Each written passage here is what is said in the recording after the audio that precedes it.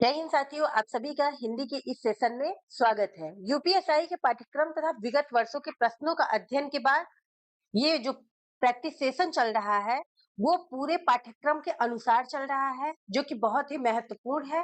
तो आप सभी हिंदी के इस सेशन में जुड़िए और मॉक दीजिए और बताइए कि कितने प्रश्न आप सभी सही कर रहे हैं। तो चलिए प्रश्न को स्टार्ट करते हैं। हिंदी में कुल व्यंजन कितने होते हैं? 39 होते हैं, 40 होते हैं, 33 होते हैं या फिर 3 होते हैं? तो हिंदी में कुल व्यंजन की संख्या पूछा है तो इसका राइट आंसर बी है, 40 होते हैं। पहले कुल व्यंजन की संख्या कितनी थी? क्या होता है? बी, मतलब 40 है। पहले कुल व्यंजन की संख्या 39 थी। कितनी थी? 39 थी।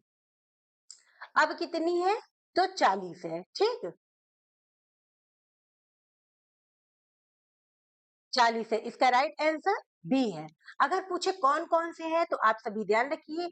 स्पर्श व्यंजन, स्पर्श 25 होते हैं। ठीक, स्पर्श व्यंजन की संख्या 25 है। पुष्प व्यंजन 4 है। अंतस्थ व्यंजन पूछे तो उनकी भी संख्या 4 है। संयुक्त व्यंजन पूछे तो उनकी संख्या 4 है।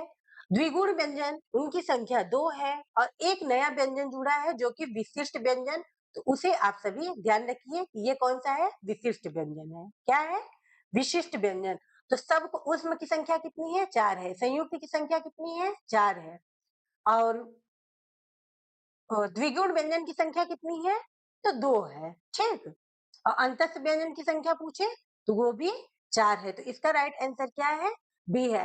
पहले जब ये विशिष्ट व्यंजन नहीं था तो इनकी संख्या 39 थी। ठीक, अब मूल व्यंजन की संख्या पूछता है तो कितनी होती है? 33 होती है। मूल व्यंजन पूछे तो इनकी संख्या 33 होती है। कौन कौन सी? तो 25 स्पर्श है, 4 ऊष्म है और 4 क्या है? अंतस्थ व्यंजन है। तो आप सभी से ध्यान रखिएगा। चलिए नेक्स्ट है, भारत में हिंदी के विकास के लिए केंद्रीय हिंदी समिति की अध्यक्षता कौन करता है? भारत के राष्ट्रपति, भारत के उपराष्ट्रपति, भारत के गृह मंत्री या फिर भारत के प्रधानमंत्री? तो भारत में हिंदी के विकास के लिए केंद्रीय हिंदी समिति की अध्यक्षता भारत के प्रधानमंत्री कहते हैं। इसका राइट आंसर बी है। नेक्स्ट है, पांचवा विश्व हिंदी सम्मेलन किस वर्ष संपन्न हुआ? 1993 में, 1999 में, 2003 में या फिर 1996 में?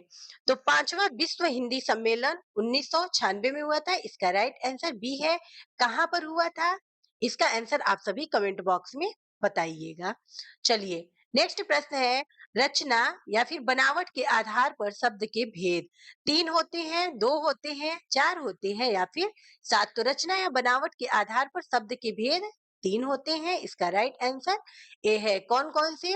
रूढ़, योग रूढ़, योग रूढ़ और यौगिक। तो यहाँ लिखने में थोड़ी सी समस्या हो रही है तो आप लोग समझ लीजिए कि योग रूढ़ और यौगिक। चलिए नेक्स्ट प्रश्न देखते हैं, इनमें से कौन सा शब्द विदेशी है? निवास, महल, प्रासाद या फिर घर? तो आप सभी को विदेशी शब्द बताना है तो इसका राइट आंसर बी है। महल जो है विदेशी शब्द है।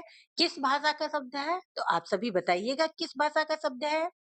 चलिए नेक्स्ट प्रश्न है, शिक्षक किस प्रकार की संज्ञा है? जातिवाचक संज्ञा है, भाववाचक संज्ञा है, द्रव्यवाचक संज्ञा है या फिर व्यक्तिवाचक संज्ञा है? तो शिक्षक जो है जातिवाचक संज्ञा है। इसका राइट आंसर ए है। ठीक, अगर किसी एक विशेष शिक्षक का नाम लेकर बोला जाता है तो वो व्यक्तिवाचक संज्ञा के अंतर्गत आएगा। चलिए नेक्स्ट है, इनमें से सर्वनाम से बनी भाववाचक संज्ञा है? समता है, ममता है, बड़कपन है या फिर लड़कपन है? तो सर्वनाम से बनी जो संज्ञा है ममता है। इसका राइट आंसर बी है। चलिए नेक्स्ट देखते हैं, प्यारे दोस्तों आप सब अवश्य आइए, इस वाक्य में कौन सा कारक है? संबंध कारक है, अधिकरण कारक है, संबोधन कारक है या फिर अपादान कारक है? तो प्यारे दोस्तों आप सब अवश्य आइए, यहाँ पर संबोधन कारक है। वो अपने दोस्तों को संबोधित कर रहा है कि प्यारे दोस्तों आप सब अवश्य आइए। चलिए नेक्स्ट प्रश्न है, बहुत ही इंपॉर्टेंट प्रश्न है, ठीकरे की मंगनी उपन्यास किसने लिखा है? मृदुला गर्ग ने, सूर्यबाला ने, यशपाल ने, नासिरा शर्मा ने। तो ठीकरे की मगनी मृदुला गर्ग की रचना है, बहुत ही इंपॉर्टेंट है। इसका राइट आंसर क्या है? डी है। चलिए नेक्स्ट प्रश्न देखते हैं। हिंदी का प्रथम महाकाव्य पृथ्वीराज रासो है, यहाँ रासो होगा, रासो, बीसल देव रासो, परमाल रासो या फिर खुमार रासो।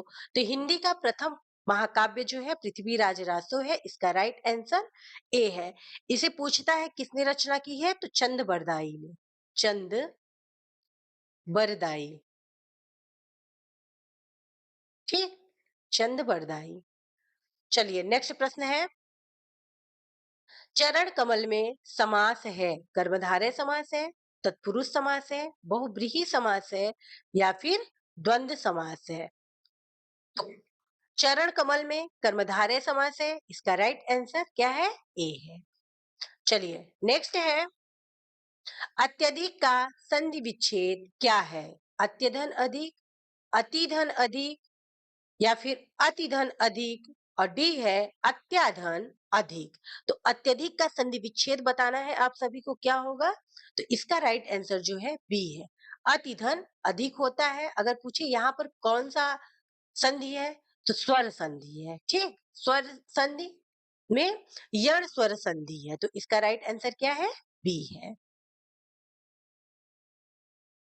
चलिए नेक्स्ट है।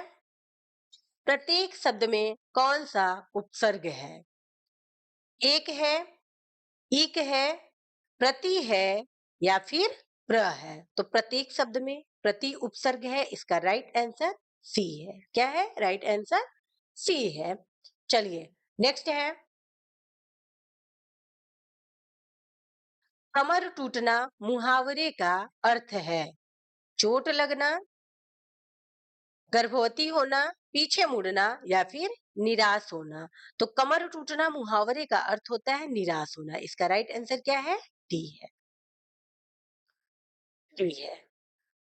चलिए नेक्स्ट प्रश्न देखते हैं।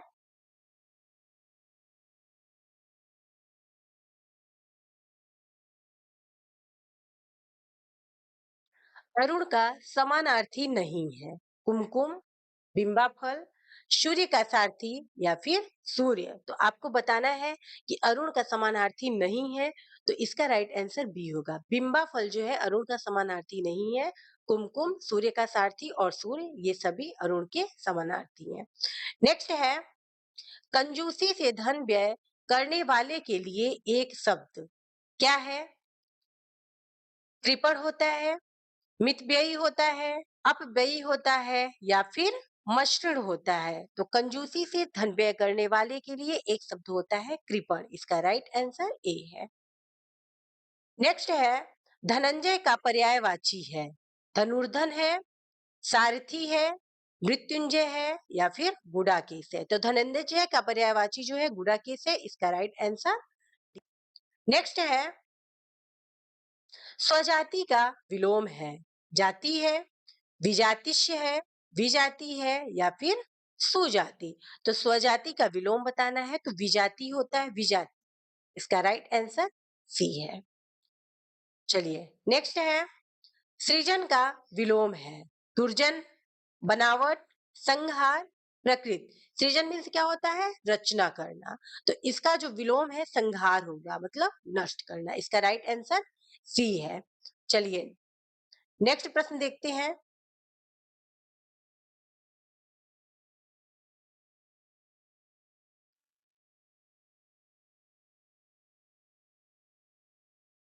देवता का पर्यायवाची नहीं है, त्रिदास, निर्जर, किंकर या फिर गिरवाण।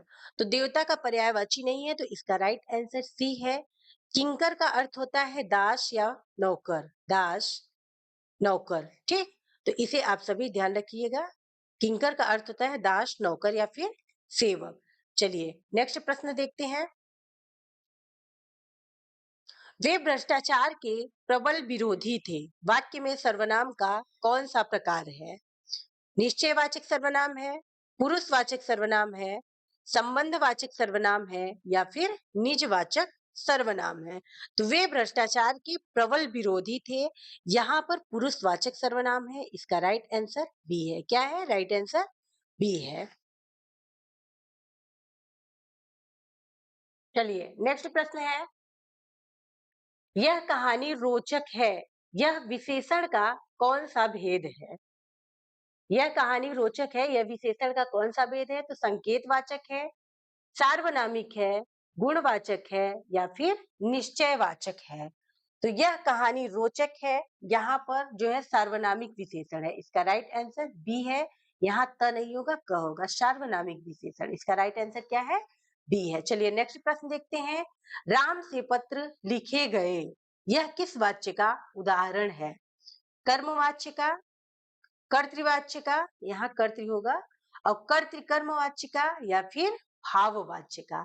तो राम से पत्र लिखे गए, यहाँ पर कौन सा वाच्य है? कर्मवाच्य है। इसका राइट आंसर क्या है? ए है। नेक्स्ट है, मंदिर में जाने के बाद मन होगा, यहाँ मन को शांति मिलती है, दिए गए वाक्य का काल पहचानिए। सामान्य वर्तमान काल, संपूर्ण वर्तमान काल या फिर सामान्य भूतकाल, अपूर्ण भूतकाल। तो मंदिर में जाने के बाद मन को शांति मिलती है, यहाँ पर पूर्ण वर्तमान काल है। इसका राइट आंसर क्या है? बी है। चलिए नेक्स्ट प्रश्न है, दिए गए विकल्पों में से कौन सा विकल्प कालवाचक क्रिया विशेषण का नहीं है? प्रतिवर्ष, बहुधा, आज तक, बाहर भीतर। तो यहाँ पर बताना है कि कालवाचक क्रिया विशेषण का कौन सा विकल्प नहीं है। तो इसका राइट आंसर जो है डी, बाहर भीतर नहीं होता है। बाकी प्रतिवर्ष, बहुधा, आज तक ये सभी कालवाचक क्रिया विशेषण है। चलिए नेक्स्ट प्रश्न है, कबीर की भक्ति का स्वरूप है, सगुण है, सूफी मतवादी है, वैष्णव मतवादी है या फिर निर्गुण है? तो कबीर की भक्ति का स्वरूप जो है निर्गुण है। इसका राइट आंसर डी है। बार बार एग्जाम में ये प्रश्न पूछा जाता है, तो इसे आप सभी ध्यान रखिएगा। नेक्स्ट है, मैं 10 मिनट में आ रहा हूँ, वाक्य में कारक है, कर्ता कारक, यहाँ र नहीं होगा, उड़न होगा, ठीक।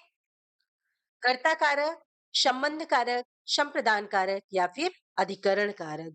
तो मैं 10 मिनट में आ रहा हूँ, यहाँ पर अधिकरण कारक है।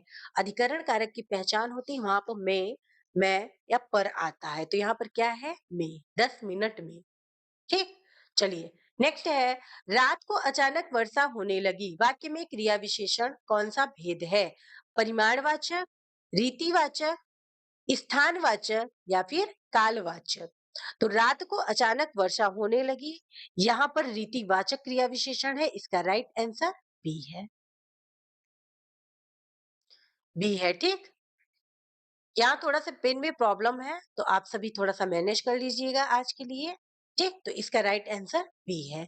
चलिए नेक्स्ट है, हिंदी साहित्य का आदिकाल किस आलोचक की कृति है? इंपॉर्टेंट प्रश्न है ये, ठीक। रामचंद्र शुक्ल की है, बाबू गुलाब राय की, हजारी प्रसाद द्विवेदी की या फिर श्याम सुंदर दास की। तो हिंदी साहित्य का आदिकाल ये हजारी प्रसाद द्विवेदी की रचना है, ठीक। इसका राइट आंसर क्या है? सी है। राइट आंसर सी है, ठीक।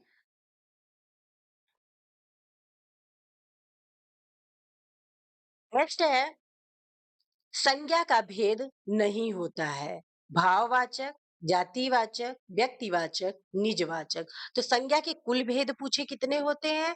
तो 5 होते हैं, ठीक। और संज्ञा के मुख्यतः भेद पूछे तो 3 होते हैं, व्यक्तिवाचक, जातिवाचक और भाववाचक। और कुल भेद होता है व्यक्तिवाचक, जातिवाचक, भाववाचक, समूहवाचक और द्रव्यवाचक। पूछा है कि भेद नहीं है, तो इसका राइट आंसर डी होगा। निजवाचक किसका भेद है? तो ये सर्वनाम का भेद है, ठीक। इसका राइट आंसर डी होगा। पेन में बहुत ज्यादा प्रॉब्लम है, तो आप सभी आज के लिए प्लीज मैनेज कर लीजिएगा। चलिए नेक्स्ट है, गौ का सामान्य बहुवचन है, गौ का सामान्य बहुवचन गौवे होगा, गाय होगा, गाय होगा या फिर गायें होगा। तो इसका राइट आंसर जो है ए होगा। गौ का सामान्य बहुवचन पूछे तो गौवे होता है। यूपीएसआई 2021 में ये प्रश्न आया हुआ है। चलिए नेक्स्ट है, आग और राग का कवि किसे कहा जाता है? बहुत इंपॉर्टेंट है, बार बार एग्जाम में ये पूछा जाता है। ठीक। माखनलाल चतुर्वेदी है, नागार्जुन है, निराला है, रामधारी सिंह दिनकर यहाँ पर होगा, ठीक, दिनकर। तो आग और राग के कवि जो है रामधारी सिंह दिनकर जी हैं, इसका राइट आंसर डी है। मोस्ट इंपॉर्टेंट रचना है, आप सभी ध्यान रखिएगा। चलिए नेक्स्ट प्रश्न देखते हैं। दीर्घ स्वर कौन सा है? ए है, ओ है, ए है या फिर आ है? तो दीर्घ स्वर इसमें आप सभी को बताना है कि कौन सा है, तो इसका राइट आंसर डी है, ठीक। दीर्घ स्वर कौन कौन से होते हैं, आप सभी इसका आंसर दीजिएगा, ठीक।